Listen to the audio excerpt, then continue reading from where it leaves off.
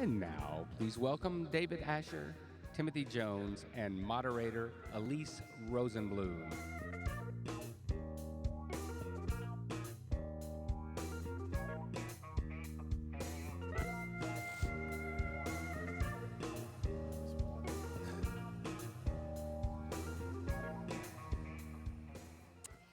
Good afternoon, everybody.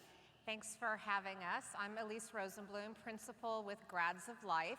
Grads of Life is an initiative that helps employers expand their talent pipelines to include opportunity youth. I'm delighted to be joined here today by two longtime leaders working to increase opportunity for young people. To my left is Timothy Jones, the Director of Healthy Communities at Martha's Table in Washington, D.C. And to his left is David Fischer, the Executive Director of the New York City Center for Youth Employment. So we've heard a lot today about the imperative of expanding opportunity for all young people in the country. And we've heard about some really bright spots of cross-sector collaboration, companies working with educators and community-based leaders to expand that opportunity. And in our conversation today, we're going to dig in and talk turkey a little bit about what that cross-sector collaboration looks like and what it takes to do it well. So to start, I'm going to ask David to just talk a little bit about the work that you're doing at your office and with the particular lens of cross-sector collaboration in mind. Sure. Thanks, Elyse. It's a pleasure to be here today.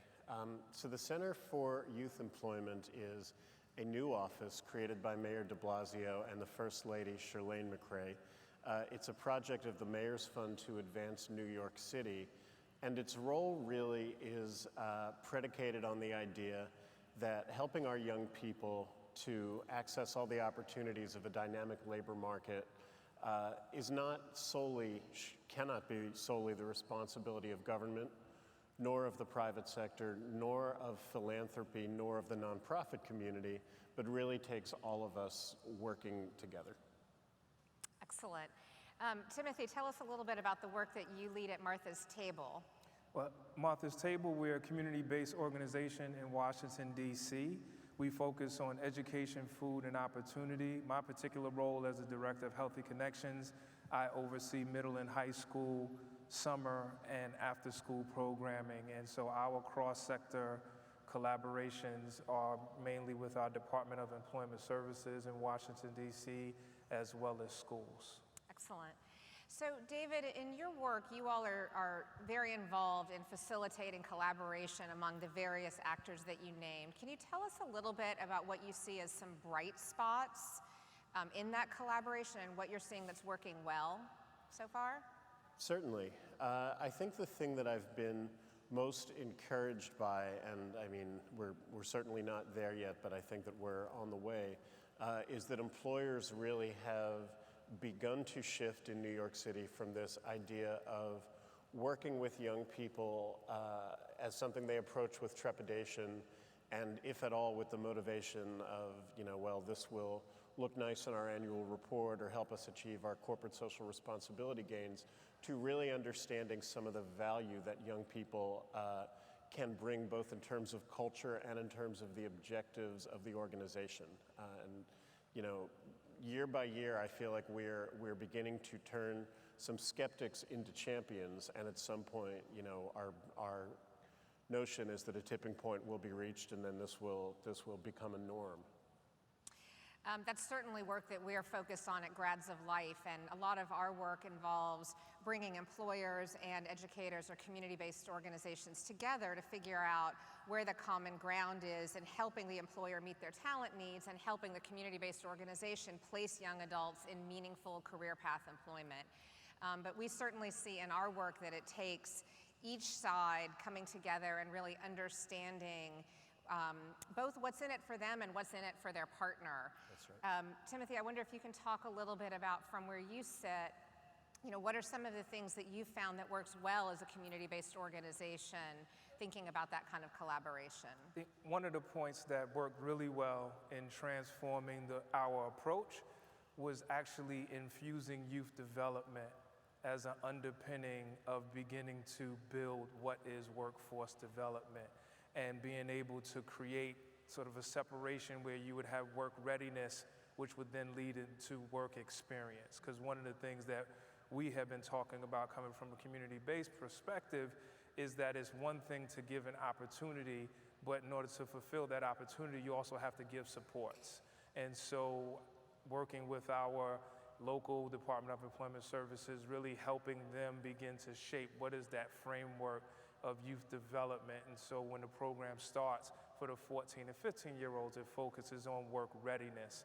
And then with that hope is that by the time you're 16, you actually have the opportunities and the supports and those skills to really step into a work experience, which is more beneficial to the businesses who will partner with the expansion of the program. So our role from a CBO perspective is to really master work readiness, which would be workforce development infused with youth development.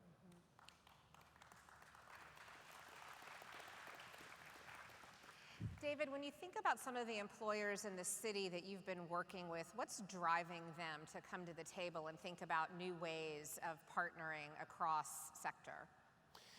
I think it's really a range of motivations, and part of the real essence of this work is kind of understanding what those motivations might be. Being a very good listener, I thought Timothy put it very well in terms of both needing to understand what the immediate goal is, and then kind of how it builds over time.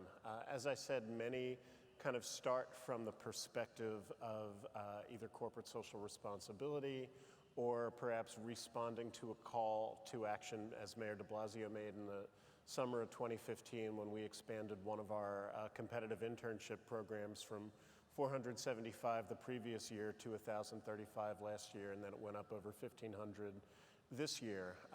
Others, as I said, really are much more understanding of how young people can contribute a dynamism to the culture of the organization, how they have a much higher comfort level with technology, how they tend to bring creativity to a whole host of business problems, and how they can just sort of replenish the talent pipeline, not just today, but potentially going forward. Great. So I said we were going to talk Turkey, and now I'd love to talk a little bit about what's hard about this cross-sector collaboration. What do you think some of the challenges are, or the things that make it more difficult? I think the intentionality that brings the people to the table, and honestly, it's challenging to create an agenda that really would be sufficient for everyone's needs. Because if you're coming and your agenda is to get cheap labor, that's one thing. If we're coming and using this to catapult young people to have a better future that's worth believing in, then sometimes not only do those things don't fit together, there could be certain circumstances where they actually clash. And so then how do you navigate through that? And then when oftentimes we're around the table without young people present, as if they don't have minds, they can't pontificate and speak their own will. So I think those two things just cause those barriers that become bigger than what they really need to be. I think one of the opportunities that makes me optimistic right now is as the economy has continued to improve, there's more and more urgency in the private sector to really think about how to expand their talent pipelines. And one of the things that we are hearing more and more often at Grads of Life is employers looking for help figuring out how not only they bring people into the entry level, but bring them in entry level and move them quickly into first-line supervisor jobs. And when you look at the Burning Glass data, that is a real pain point for employers really across the country and across sectors. And I'm optimistic because I think that is a place where the interests of our young people and the interests of our employers really align. If you can figure out how to bring young adults in entry level and get those employers investing in their skill development so they can move into first-line supervisor, young people are getting attached to careers as opposed to jobs. Employers are going to get ROI because people are coming and staying, and that really, to me, is a vision for how you really have transformative change in the private sector and for young adults. Yes. David, anything you want to add on to that? Yeah, I think that's exactly right. I mean, I think that this is a pivotal moment because we do have right now a relatively tight labor market. We just know the way the economy works, that won't last forever. So this is a very important time to make the value case to employers, and I think very much to your point, to get them to realize that the work doesn't end when a job offer is made. And thinking about it from the perspective of an opportunity youth, when unemployment is below 5%, it is probably, relatively speaking, not that hard to connect them with a job. What's difficult is kind of adjusting for the smaller margin of error that they have compared to somebody with a long track record of employment or a higher level of educational attainment. And one of the things that we're thinking about at the Center for Youth Employment right now is how we can work with our employer partners, our partners within city government, our partners on the philanthropic side, to create a set of services for recently placed young adults that, just as you said, Elyse, kind of make sure that they are retained on the job, that they really get some traction, and that they begin to advance over time. Excellent. So I see we're almost out of time, and I think I'd love to have us close. Maybe, Timothy, do you want to share a success story of a young person who has been in your program and has gone on to do some great things? Yeah. Definitely. A young man named Muhammad, and when you talk about an opportunity youth, there's one opportunity at times that we don't focus on, and in DC we have a lot of young people who were born out of the country. And so they're coming into America, and so they're having to navigate through the culture. And so by him being a part of our program, it actually helped him understand what it meant to be an African American and not be jaded by the media. And so coming through our program, going on to college, he's now starting his second year at Columbia Med School, and he often attributes his success to the relationships and that foundation of that youth development and workforce development that took place at Martha's Table. That's excellent. Well, we've had a lot of inspirational stories today, and that's another one for us to hear as well. So will you all join me in thanking David and Timothy for sharing a little bit about cross-sector collaboration? Thank you. Thank you.